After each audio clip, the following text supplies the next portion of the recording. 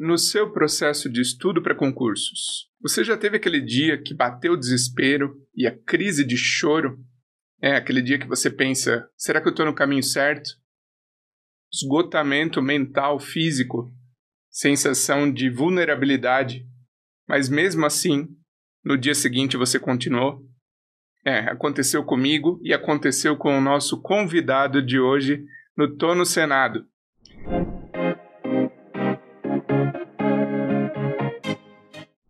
Começa agora mais uma entrevista aqui no Tô no Senado. Já deixa o seu like. Se você gostar, compartilha com a sua galera, com aquele seu amigo, familiar que está estudando para concursos.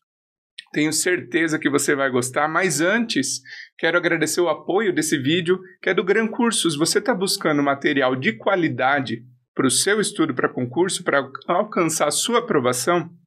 O Gran Cursos é a maior edtech do Brasil e é a escola de cursinho que mais aprova concurseiros e concurseiras pelo Brasil. Lá você pode filtrar por disciplina, por região, por concurso.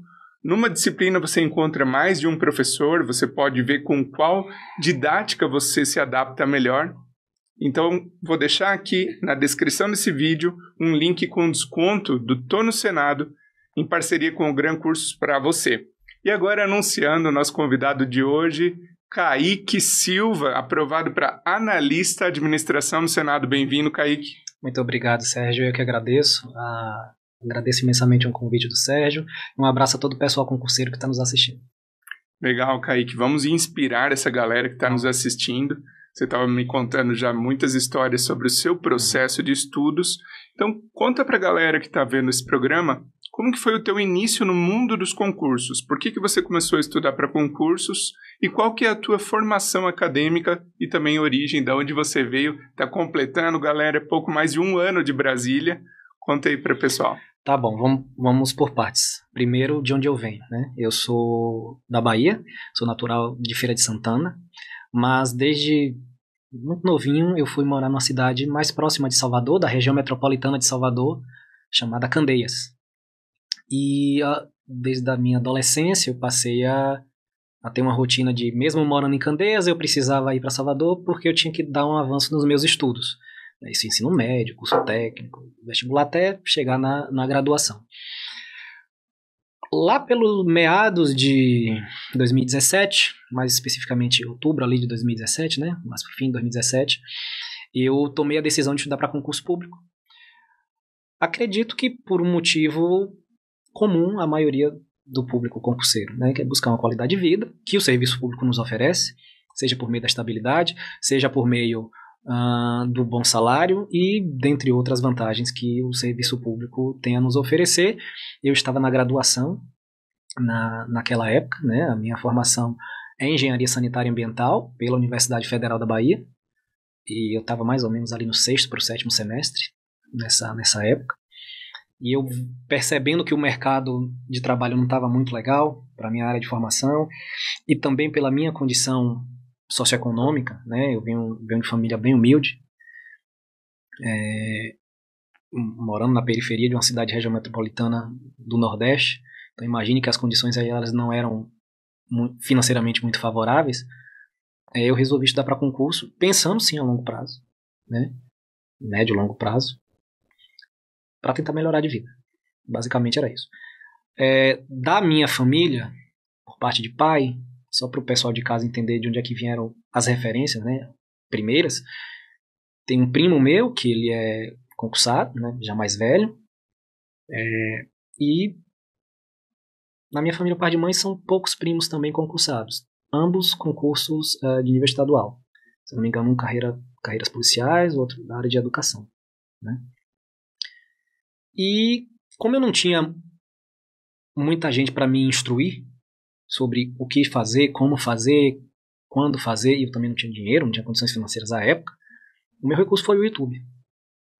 Então, pelo YouTube eu procurei sobre concursos públicos, entender como é que ele funcionava, conheci as áreas, percebi quais eram as matérias, as disciplinas que caem em cada área, e aí eu tomei uma decisão ousada à época. Um jovem de 23 anos, de periferia, no Nordeste, disse que ia estudar concurso para ser auditor fiscal. Auditor fiscal. Pois é. Só tinha um problema, não tinha dinheiro para comprar material de estudo, né?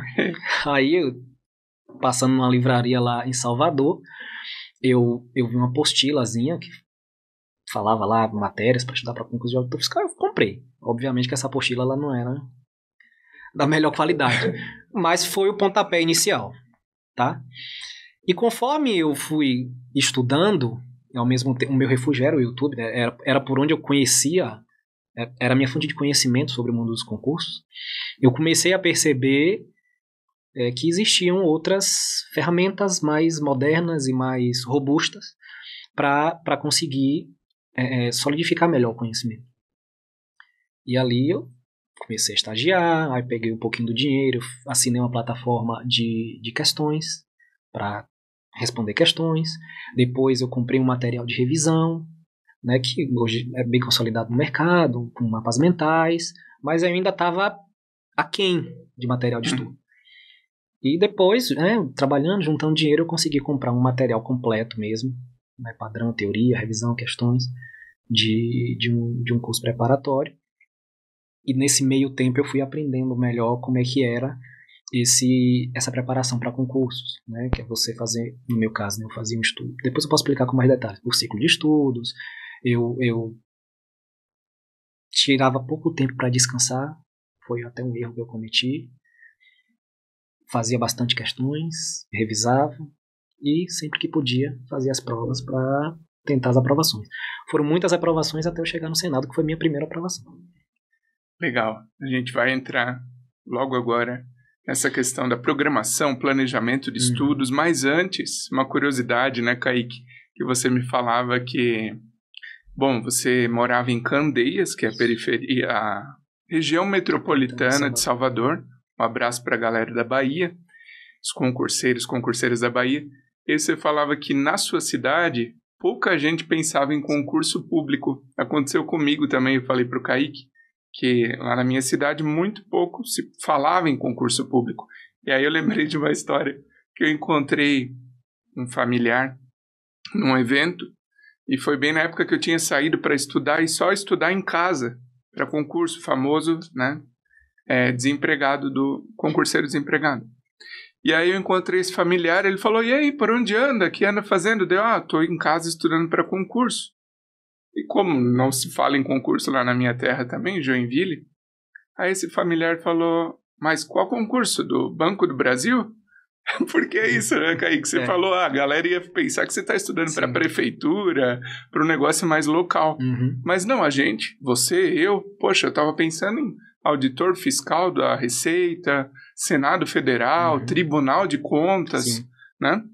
A informação está aí, pelo mundo digital. Inclusive, galera, como o Kaique falou, no começo não tinha um direcionamento, né? Por exemplo, em 2017 não existia o Tô no Senado, e agora a gente está aqui para dar essa orientação, essa inspiração, motivação e também um direcionamento. Então aproveita e se inscreve aqui no canal e ajuda o nosso trabalho. Mas vamos lá, Kaique, como que você se programou nos seus estudos? Você falou que tinha pouco descanso, então quantas horas você fazia diárias de estudo e como você organizava essa rotina? Tá, então para o pessoal de casa entender como eu comecei a estudar para concurso. Eu ainda estava na graduação, eu aproveitava os intervalos das aulas, né, entre uma disciplina e outra da graduação, e aí eu encaixava o meu estudo para concursos. Então, no início, e por início entenda aí uns 2 anos mais ou menos da minha trajetória como concurseiro, eu estudava cerca de 4 horas por dia, de segunda a sexta. E eu compensava sábado e domingo. Sábado e domingo eu estudava em média por dia 6 horas. Tá? Uau, muito bom. Ainda que eu estudasse com material de origem, de qualidade ruim, duvidosa. De qualidade duvidosa, porque era mesmo, mas pelo menos eu estava estudando. Hoje, olhando para trás, eu percebo que isso foi importante não pela solidificação do conteúdo na época, porque a qualidade do material era ruim, mas foi importante para que eu criasse o hábito. O hábito de estudar essa quantidade de horas. Depois isso se tornou tão normal quanto tomar um copo com água. Tão normal quanto escovar os dentes. Eu simplesmente acordava e estudava. nos horários que eu defini.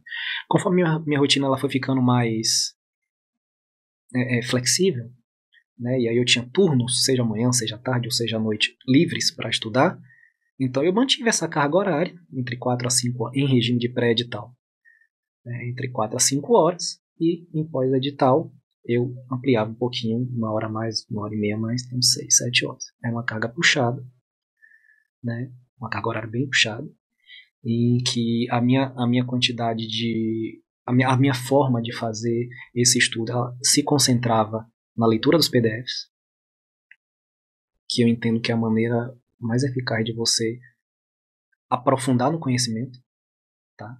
Não que a videoaula ela seja ruim. É que o professor na videoaula, até por esquecimento às vezes, né? É óbvio que o professor ele tem um roteiro ali da aula, mas ele pode acabar esquecendo um detalhe ou outro de passar para o aluno, fora que o aluno na videoaula sabe-se lá como é que ele está estudando isso em casa. Às vezes ele está mais relaxado, às vezes ele está com sono, às vezes ele está no metrô, às vezes ele está no ônibus, enfim, no transporte coletivo. Ele não está com a capacidade de concentração tão aguçada. A leitura, ela aprende você mais. Eu entendo que ela aprende você mais. Principalmente quando você faz uma leitura ativa, fazendo rabiscos, fazendo marcações, fazendo seus próprios comentários. Então, num primeiro momento, para você ganhar essa robustez de conteúdo, eu estudei muito por PDF. Quando eu já era um concurseiro mais avançado, e por concurseiro mais avançado, o que é que eu estou entendendo aqui? Em provas, eu já estava ali brigando pelas vagas. Ainda que eu não ficasse com o meu nome na lista dos aprovados dentro das vagas, eu estava chegando perto, né? É difícil a gente falar em termos de percentuais, porque os percentuais variam de nível de prova para prova. Mas a partir do momento que eu já era concurseiro avançado, aí o meu foco de estudo ele já era concentrado em videoaulas, principalmente videoaulas focadas em revisões baseadas em questões. Que basicamente é o que vai dar esse up na sua preparação para que você consiga chegar na aprovação. E você falava há pouco sobre comprar, adquirir materiais que tinham resumos, você também adquiriu, fez o acesso a uma plataforma de questões, inclusive, galera, o GRAM tem a parte de questões no seu site, você pode buscar lá no GRAM a parte de questões, você vai ter uma plataforma para resolver questões. Você adquiriu uma assinatura numa plataforma de questões, como você dividia tempo entre teoria, questões e revisões? Então, a divisão de tempo, ela era, para cada disciplina em que eu estava iniciando, eu deixava ali, num primeiro momento, o estudo 100% na teoria. E resolvia as questões do próprio PDF. As básicas questões de fixação.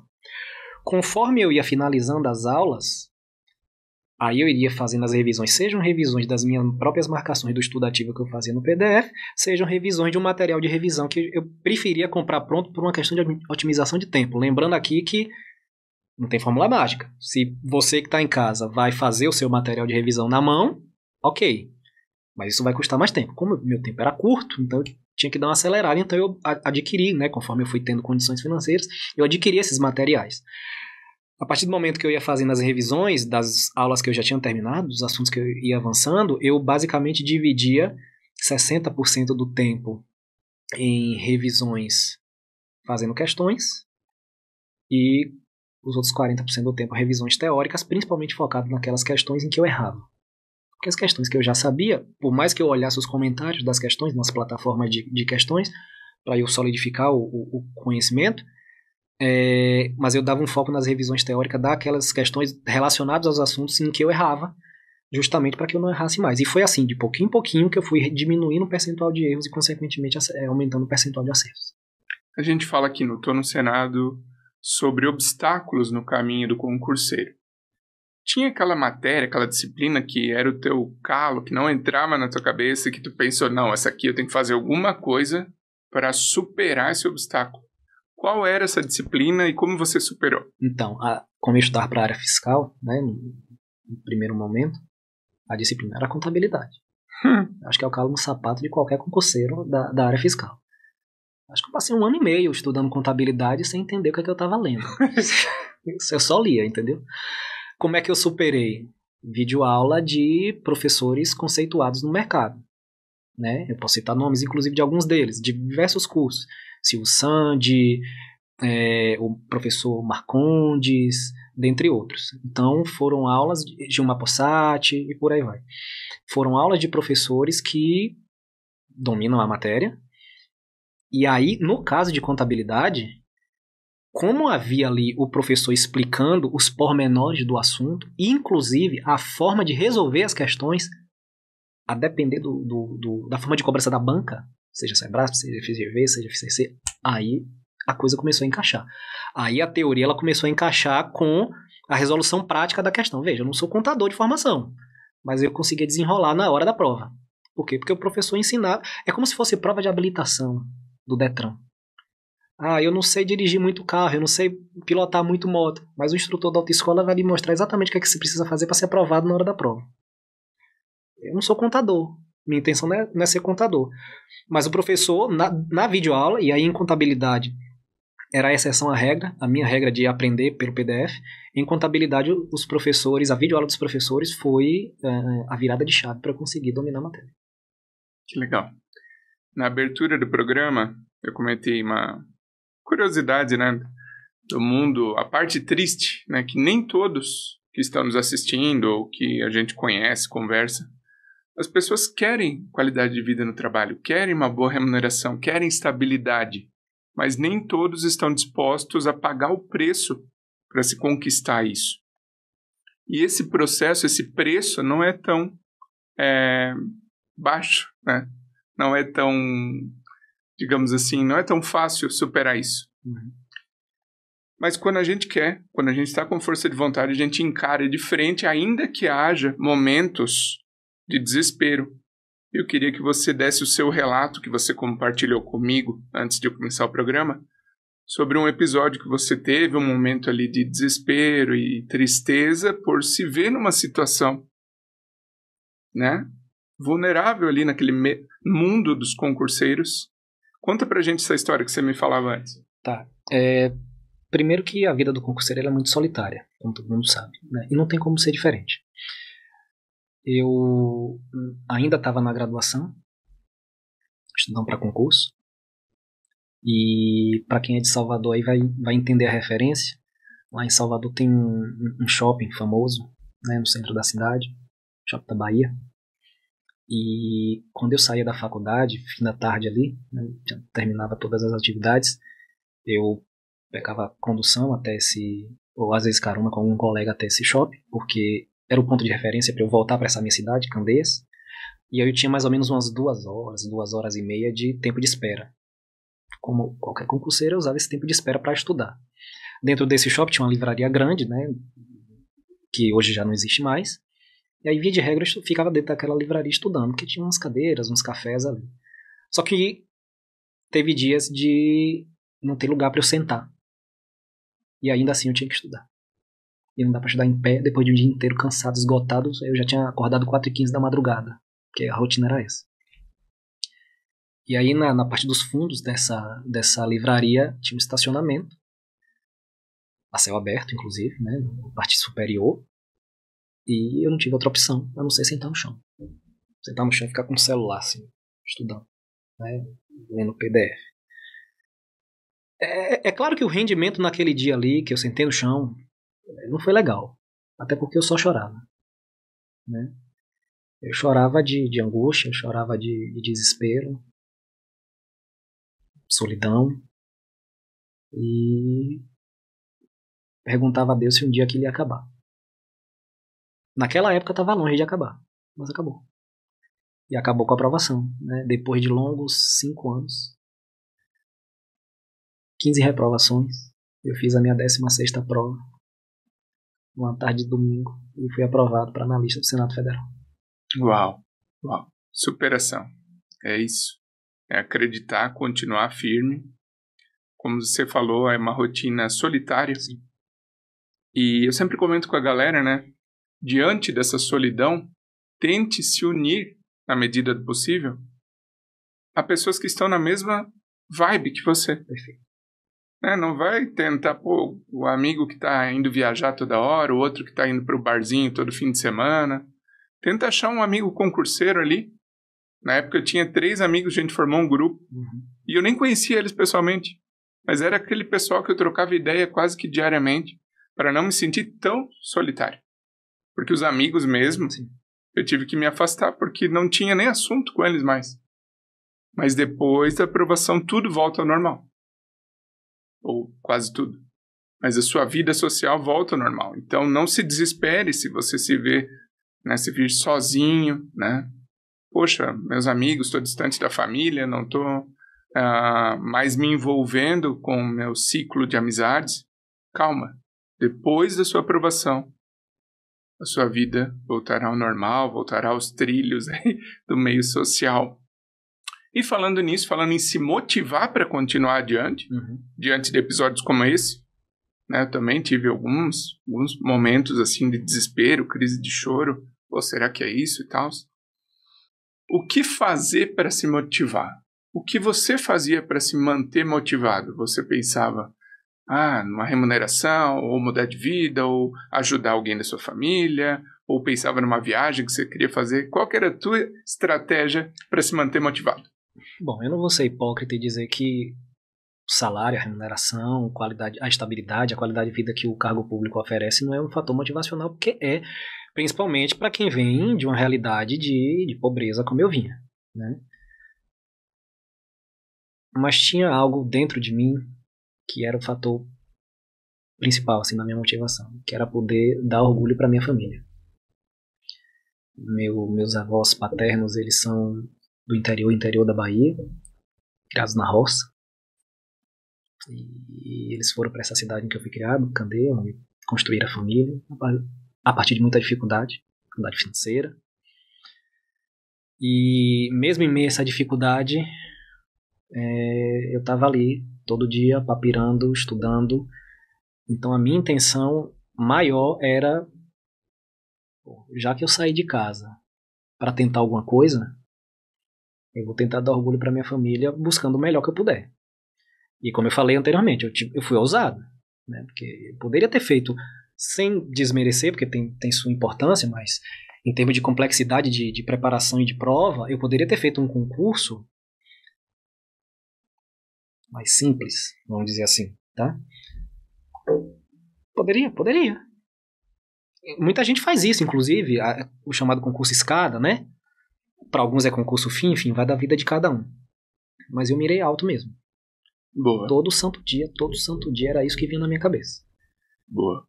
Então, bicho, tá na chuva pra se molhar. Assim, eu entendo que quem vem de uma origem pobre, humilde, só tem uma opção na vida. Que é a opção de dar certo. Que é o quê? A opção de dar certo. Porque errado você já deu quando você nasceu pobre no Brasil. Você não tem muito pra onde correr, entendeu? Então, já que só tem uma opção, o caminho que você tem que seguir, ele fica óbvio. Só tem um. Pobre tem que estudar. Pobre tem que estudar. Tem que estudar. Estudei, óbvio. Tem que estudar da maneira certa também, né? Porque se você for estudar para algo que não vai ter um retorno financeiro, você só tá gastando tempo. E tempo é matéria-prima do conhecimento e ao mesmo tempo tempo é dinheiro. Então, tem que utilizar esse fator tempo aí de maneira bem canalizada, bem focada naquilo que vai gerar um retorno. E esse fator motivacional dar orgulho para minha família veio recompensado quando eu cheguei para eles e contei da minha nomeação para o Senado Federal, porque eu deixei guardada a informação. Eu fui aprovado. Kaique imitou aqui, ó. Quem assiste o Tô no Senado sabe que também me imitou, porque eu também fiz isso. Eu também vi seus vídeos, né? quando eu fui aprovado no Senado, eu vi seus vídeos no YouTube. Legal. E aí eu não contei nada, né? Eu fui aprovado, fiquei no cadastro de reserva no Senado, fiquei quietinho. Um ano depois, quando eu fui nomeado, aí sim eu falei pra família. Inclusive, dica pro pessoal de casa, ó, silêncio. Fala lá, só fala quando for nomeado. Isso, boa. Tirei algumas ideias aqui de tudo que você falou. Primeiro, dar orgulho para a família, né? Conseguir, assim, uma aprovação. Galera, a aprovação para o concurso é um troféu, uma medalha de ouro que ninguém vai te tirar. Vai ficar para toda a sua vida. Pô, fui aprovado no TCU, fui aprovado na CLDF, fui aprovado para auditor de contas, auditor fiscal. Esse é um troféu que vai ficar contigo, né, Kaique? Sim. Para a nossa vida toda. E você apresenta esse troféu para os seus familiares, para os seus amigos. E, de repente, de concurseiro, pobre, sem amigo e tudo, você passa a ser o cara, o exemplo a ser seguido. Perfeito. E outra coisa que você falou sobre mirar alto, tá? Ah, eu já mirava os concursos tops, e é por isso que a gente está aqui, para inspirar pessoas a mudarem de vida, a passarem em concursos tops, TCU, Câmara, etc., Senado. Por quê? Para quem está começando agora no mundo dos concursos, para essa pessoa saber, a gente entrevistou a Carolina aqui, Prates de Sá, primeira colocada no concurso de administração. Ela falou que na CGU levou ferro. Não passou na CGU, não que a CGU não seja top, eu acho que é um dos concursos tops, tá? Mas não passou na CGU e passou no Senado em primeiro lugar. Às vezes você está resolvendo prova na plataforma de questões, você vê ali questões de um concurso de médio nível, de nível médio, literalmente de nível médio, são questões que não mudam muito, são semelhantes a questões que você vai encontrar na sua prova e por aí vai.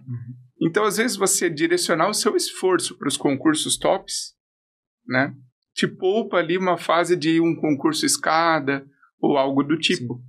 Porque não vai ser tão mais absurdo o nível para você passar no Senado, passar do TCU, na Câmara e etc. Então, eu acho bacana. Eu também só mirava esses concursos tops para direto já aposentar a caneta, como falam, né? Eu queria fazer isso também. Aproveitando agora, falar dos concursos que você fez e reprovou. Sim. Vamos falar de reprovação, como lidar com as reprovações.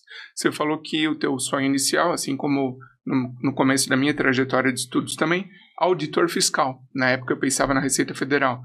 Qual que foi esse teu concurso de auditor fiscal e como que foram esses outros concursos?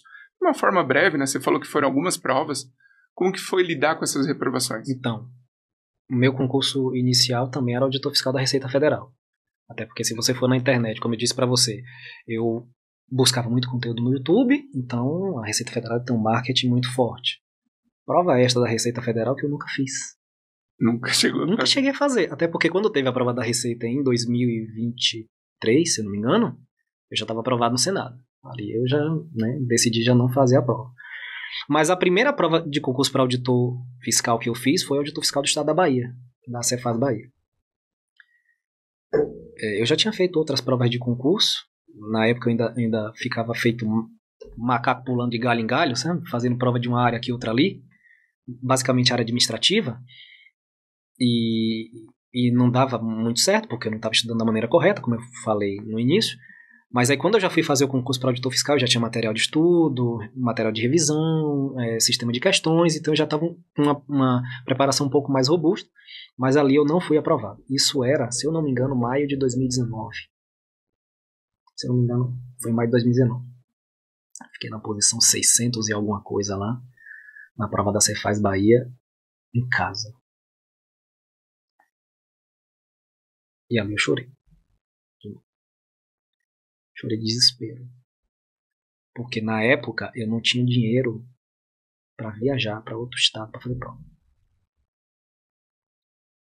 E na época, maio de 2019, não tinha. Só tinha informação assim, de marketing de que o concurso da Receita Federal iria sair. Mas não tinha informação oficial da Receita de que o concurso iria sair. Por que eu estou falando isso? Porque o concurso da Receita é concurso de nível federal, prova em todas as capitais, então eu poderia fazer a prova em Salvador também, como foi o concurso da Cefaz Bahia. Ali eu chorei de tristeza e chorei de desespero. E aí eu fui acumulando outras reprovações, né? Depois eu passei a ter condições, aí fui fazer Cefaz Alagoas, eu fiz ISS Aracaju, fiz Cefaz Sergipe, Cefaz Ceará, Cefaz Pará, Cefaz Minas, ISS Jequié, e por aí vai. Todas essas eu fui reprovado, né? Cheguei a fazer concursos também no Tribunal de Justiça da Bahia, 2 provas, fiz concurso para o Banco do Brasil, né, mas eu também fui reprovado.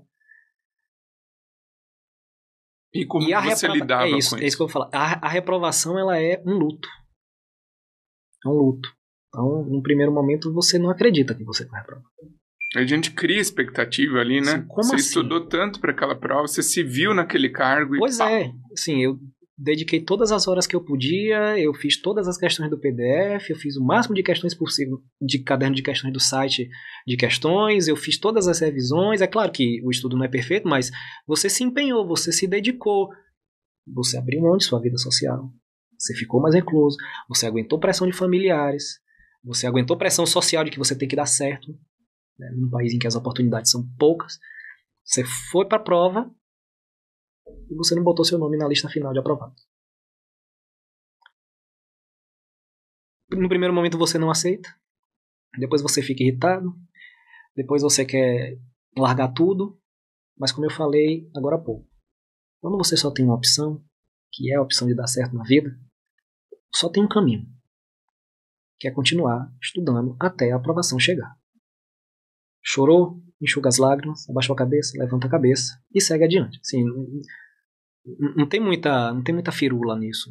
É claro que está doendo, é claro que está incomodando, é claro que você tem outras áreas da sua vida que estão demandando atenção, estão demandando esforço, eventualmente não está indo bem aqui e ali porque você ainda não tem uma estabilidade, mas você tem que seguir adiante. Não tem outra opção a não ser seguir adiante. Mesmo com dor, mesmo cansado, mesmo fadigado, mesmo esgotado, ainda assim você precisa continuar caminhando. Porque se você continuar caminhando, mais cedo ou mais tarde a aprovação virá. E vendo o depoimento de pessoas que, na minha época, né, de concurseiro, falavam exatamente isso que eu estou falando, era o que me motivava a continuar estudando. Boa.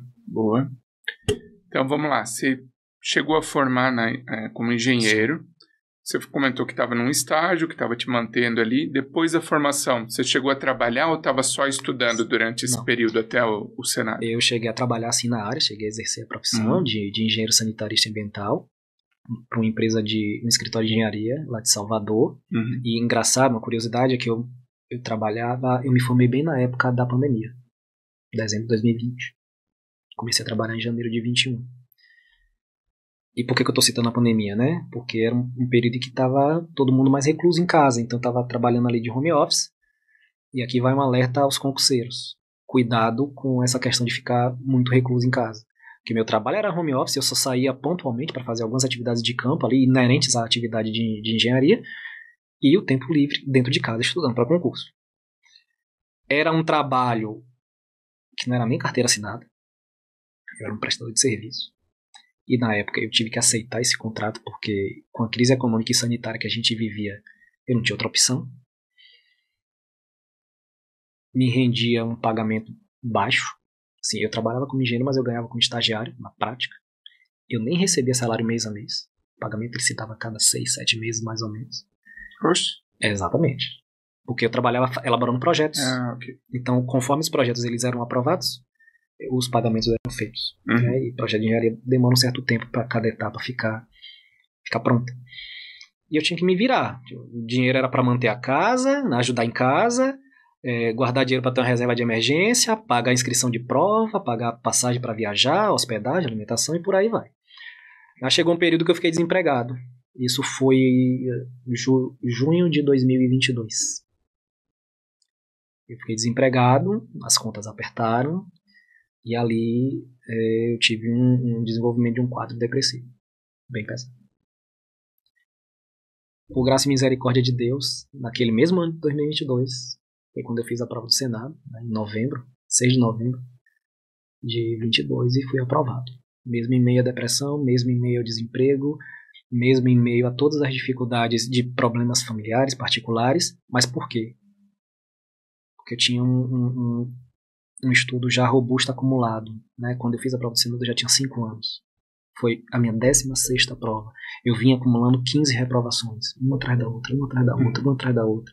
Você falou da Carolina, nossa colega lá no Senado, que ela reprovou na CGU. Eu tinha reprovado no TCU.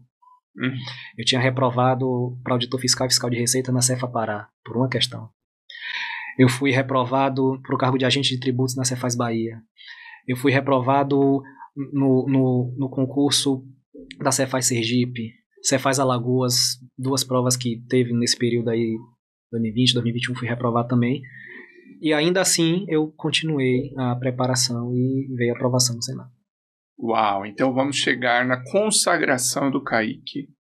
Como que foi nessa época? Você falou que já estava numa bad enorme, sim, né? Mas ainda assim conseguiu forças para nessa reta final mandar ver nos estudos e fazer uma excelente prova do Senado. Conta pra gente como que foi a reta final da prova para a prova do Senado. O que você fez de diferente? Como que foi a sua postura pós-edital do Senado até o dia da prova? O curioso é que em 2022 eu já estava emendando pós-edital atrás de pós-edital. Eu lembro, foi prova do TCU, 2 provas da Cefa Pará, fiscal de receitas e auditor fiscal, uma prova da Cefaz Sergipe, um mês e pouquinho depois, prova da Cefaz Bahia, agente de tributos, um mês depois, prova para o auditor fiscal do município de Jequié, que é uma cidade do interior da Bahia, e aí deu uma pausa, sai o edital da Cefaz Minas, que era a banca FGV. Eu, concurseiro da área fiscal, me inscrevi. Pouco tempo depois saiu o edital do Senado. E o edital do Senado, por cargo de analista legislativo e administração, assim, eu só vi a notícia e é que deixei pra lá. Uma amiga foi e falou pra mim, olha esse edital que é sua cara. Eu tava estudando para pós-edital do Cefaz Minas. Só que como a banca do concurso Senado foi FGV, e Cefaz Minas também era FGV, eu dei uma lida no edital, eu já tinha estudado todas as matérias do nosso cargo, né, do nosso concurso. Provas em todas as capitais, dá pra fazer a prova em casa. Aí eu fiz, vou fazer a prova do Senado para treinar para Cefaz Minas. Já que, um concurso federal, o Senado é considerado o topo do serviço público, né, por muitos. Era a mesma banca, FGV. E aí eu resolvi fazer a prova do Senado. Então, eu meio que adicionei tempo nas revisões das matérias específicas do concurso do Senado, porque da prova do Senado até a primeira fase da prova de Minas, eu ainda teria 2 meses. Então eu dei uma reduzida em algumas disciplinas que teriam peso baixo, né, olhando o edital de Minas, e foquei mais na disciplina do Senado, porque alguma parte daquilo ali eu já iria aproveitar para Minas também. Não todas as disciplinas, mas alguma delas. Fui fazer a prova do Senado, foi uma prova com prova objetiva, prova discursiva, né? E a nossa prova discursiva ela teve uma quantidade de pontos considerável. Eu fiz uma boa prova objetiva, eu fiz 83 pontos de 100. E a prova discursiva foi melhor ainda. Né? Foram 2 discursivas, 40 pontos cada uma. Em uma discursiva de AFO eu fiz 34, na discursiva de administração pública eu gabaritei fazendo 74 pontos. E até uma dica pro pessoal de casa, cuidar, né, do estudo da discursiva, porque quando sai o resultado da objetiva, eu estava na posição, era 230 e poucos. Aí sai o resultado da discursiva preliminar, eu fui para 131. Interpus recurso, a FGV deferiu meus 2 recursos, eu ganhei 5 pontos. Aí eu parei na posição final que eu cheguei, que foi 55º. Caramba, subiu muitas, hein? Muitas posições. Eu nem imaginava que eu ia subir tantas posições. Eu fiquei na primeira lista, né? 55º. E aquilo ali me deu um fôlego legal para Minas. Aí em Minas eu fui fazer a prova da primeira fase. Eu já não tive desempenho tão bom. Eu fui aprovado formalmente da primeira para a segunda fase, mas eu estava muito longe da última vaga. E aí eu decidi que eu não iria fazer a segunda fase de Minas. E aí teve um episódio curioso. Porque depois que eu passo no Senado, né, sai o resultado em janeiro de 2023, eu passei no Senado e fiz, tá, e agora eu vou para Brasília? Fazer o quê? Não conheço ninguém. E aí foi o que engatou para o meu último ano como concurseiro, né, e a minha segunda aprovação no Tribunal de Contas do Estado da Bahia. Uau, e tô falando muito uau no programa de hoje, só frases de efeito aqui e conquistas bacanas, né, do Kaique. Tribunal de Contas da Bahia. Parecido também com a minha história, porque as 2 aprovações que eu fui chamado, Tribunal de Contas do Paraná, que não é o meu estado, mas é ali do ladinho da minha cidade natal, que é Joinville, né? Então seria Curitiba, e o Senado. Parecido com o teu dilema. E você teve que escolher, foi chamado no Tribunal de Contas ou não chegou a ser chamado? Então, o edital do concurso do Tribunal de Contas do Estado da Bahia, ele foi publicado em 2023. Ele ofertava 20 vagas para o cargo de auditor estadual de controle externo, sem direito a cadastro de reserva. Ah, sim, cara. E foi um edital peculiar, cujo prazo de validade, se eu não me engano, era de 90 dias, prorrogáveis por mais 90. Foi decisão do tribunal, enfim, não cabe a mim julgar isso daí. E eu já estava aprovado no Senado, quando o edital do TCE Bahia foi publicado, e ali era a oportunidade de eu ser auditor, ganhando muito bem, em casa. Como qualquer concurso em casa mexe com, né, o conterrâneo, e eu também a depressão ela estava já mais grave e eu não estava querendo sair da Bahia e vir para o Brasil. Então assim, eu me dediquei o máximo que eu pude ao concurso, mesmo com a doença, mesmo com as dificuldades financeiras, Mas eu me dediquei ao máximo possível, assim, meio que sangue no olho, estratégia kamikaze. Era o máximo de tempo, de horas dedicadas a estudar para aquele concurso. Fiz a prova, e mais uma prova em que a discursiva ela foi, assim, a banca foi a FGV, tá? A FGV pegou bem pesado naquela prova objetiva. Se eu não me engano, inclusive, a cláusula de barreira contemplava os 160 primeiros colocados para ter discursiva corrigida. Não chegou a ter 160 aprovados, acho que foi 120 alguma coisa. Eu fiquei na posição 86 da objetiva, e a minha nota da discursiva foi a maior do concurso, né? Somadas as duas discursivas, de um total de 30 pontos, eu fiz 27,5, chegando em 28º. De 20 vagas. De 20 vagas. Junto com os aprovados, né, do concurso, a gente fez um grupo ali no aplicativo de mensagem. A gente formou uma comissão dos aprovados, dialogamos com o presidente do Tribunal de Contas da Bahia, buscamos algumas autoridades legislativas do Estado, algumas pessoas de influência, para a gente tentar convencer o presidente de que tinha orçamento, tinha necessidade, né, da casa de nomear os excedentes, aquelas 20 vagas imediatas, mas por decisão do tribunal eles preferiram ficar conforme dizia os termos do edital, nomearam 20 vagas, e o concurso venceu, se eu não me engano, em agosto do ano passado, 2024. Então eu não cheguei a ser nomeado, mas enfim, coloquei meu nome. Só com o Senado Federal, só, né? Com o Senado Federal. Para trabalhar. Pois é, que coisa. Agora, para quem está vendo esse episódio, aqui com o Kaique Silva, para quem é de fora de Brasília e está pensando, pô, será que vale, né? Estudar para um concurso, para eu ir para Brasília, morar em Brasília, como que é o dia a dia lá? Será que eu vou me adaptar?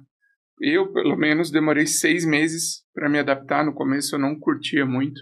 E hoje eu não troco, tá, galera? Então, para mim, é a cidade que eu mais gosto de morar. Passar férias é outra coisa. Mas morar, Brasília, para mim, tem assim, tem um lugar, uma posição número 1 para mim. Kaique, como foi para você, ou como está sendo para você? Você tomou posse aqui foi em fevereiro de 2024, isso. Então tem pouco mais de um ano de Brasília. Você estava com esse receio, né, de deixar a sua Bahia para vir para Brasília. Como tem sido o dia a dia no Senado Federal e também morando na capital federal? Foi um desafio, porque eu chego em Brasília assim, numa crise grave de depressão. Não tinha outra alternativa, tinha que tomar posse no concurso do Senado. A oportunidade da vida, como é que eu vou perder? Chega doente, chega numa cidade que você não conhece ninguém, sabe de nada. A adaptação lá foi difícil. O quadro depressivo, inclusive, piorou. Mas Deus sabe todas as coisas, né? A equipe médica do Senado me acolheu muito bem, né? Eu tenho acompanhamento psiquiátrico, psicológico do Senado. Inclusive, para o pessoal de casa, o Senado tem um serviço médico de extrema qualidade. É incrível a qualidade. E os amigos que eu vim formando no Senado, e outros amigos também, né, ao redor de Brasília. É claro que o fato de que eu fiquei até agosto de 2024 pleiteando a nomeação no TCE Bahia fez com que eu não desse start em várias áreas da minha vida, porque eu vou voltar para Bahia, então eu não preciso fazer tal coisa, eu vou voltar para Bahia, não preciso fazer outra coisa, eu vou voltar para Bahia. Então eu fiquei meio que tava vivendo aqui, mas com a cabeça lá. E aí quando, né, bateu o martelo assim, o TCE não vai chamar, eu fiz, então minha vida agora é aqui em Brasília, então aqui eu vou dar seguimento. A partir desse momento, meu coração se acalmou. Minha cabeça vem se acalmando. E eu venho me adaptando cada vez mais à cidade, percebendo as qualidades que a cidade tem, as qualidades que o próprio Senado oferece, né, uma jornada de trabalho flexível, colegas do mais alto nível, extremamente gabaritados, tratando de assuntos do mais alto interesse do país, e uma cidade belíssima. Brasília tem uma qualidade de vida que eu nunca tinha experimentado na minha vida, né? Segurança, beleza e uma curiosidade, porque fora de Brasília tem fama de que o pessoal aqui é muito frio, no sentido de relacionamentos, formar amizade, rede de apoio. Talvez o brasiliense nato seja assim, mas eu não percebi isso. né? Não é essa a referência que eu tenho de Brasília. Muito pelo contrário. Eu nunca tive tantos amigos na minha vida como eu tenho aqui em Brasília. Como você falou, depois da aprovação, a vida social, ela volta. No caso da minha, assim, ela renasceu. Não é nem voltar, ela renasceu. E eu venho gostando cada vez mais da cidade. E agora eu vou à Bahia sempre que eu tenho uma folguinha, um feriado, férias, alguma coisa assim. Mas nesse momento, assim, esse ano eu não pretendo voltar. Se no futuro eu vou decidir voltar ou não para Bahia, só Deus sabe. Mas nesse momento minha cabeça está 100% aqui em Brasília. Legal, Kaique. Muito obrigado pela sua participação. Gostaria que você deixasse um recado final para os concurseiros. A gente vai deixar também o seu contato, né, para quem quiser trocar ideia contigo. Dá um recado final para a galera que nos assistiu. Bom, o recado que eu deixo para vocês é mantenham-se firmes, né, em meio à tempestade. A jornada é solitária, a jornada é árdua, não é fácil, não é para ser fácil, porque isso daqui custa muito. É uma virada de chave na vida, sua vida muda por completo. Eu não digo só em termos materiais, né, mas a sua visão de mundo muda, você como pessoa na trajetória muda, e as portas vão se abrir conforme você for sendo aprovado e sendo nomeado nos cargos públicos que vocês conseguirem. Quem quiser me encontrar nas redes sociais pode me buscar pelo Instagram, o Silva Kaique, né, o endereço. Eu também sou professor de concurso público, né, de um grande cursinho preparatório para concurso. E, enfim, estou à disposição para ajudar o pessoal aí da maneira que for possível. Muito obrigado novamente, Kaique, pela participação. Tá bom. Eu que agradeço. E obrigado a você, concurseira, concurseiro, que assistiu a mais esse episódio do Tô no Senado. Não esquece de se inscrever no canal, compartilhar, deixa o seu like. Se ficou alguma dúvida, gostaria de comentar alguma coisa, deixa o seu comentário aqui. Não se esqueça, esse vídeo e esse canal tem o apoio do Gran Cursos. O Gran Cursos é uma escola de cursinho, um cursinho para concursos, com uma equipe qualificada de professores que vai te ajudar a chegar até a sua aprovação por meio de materiais de qualidade. Então lá você tem plataforma de questões, você tem os cursos divididos por disciplinas, você pode buscar também por região, como o Kaique falou, eu quero fazer concurso mais aqui para Bahia na época. Você busca para o seu estado, busca por disciplina, por professor, por concurso, enfim. Vou deixar aqui na descrição desse vídeo um link com desconto exclusivo para você que assiste o Tô no Senado, para você adquirir os seus materiais por lá, ok? Bons estudos e seguimos juntos. Até a próxima entrevista.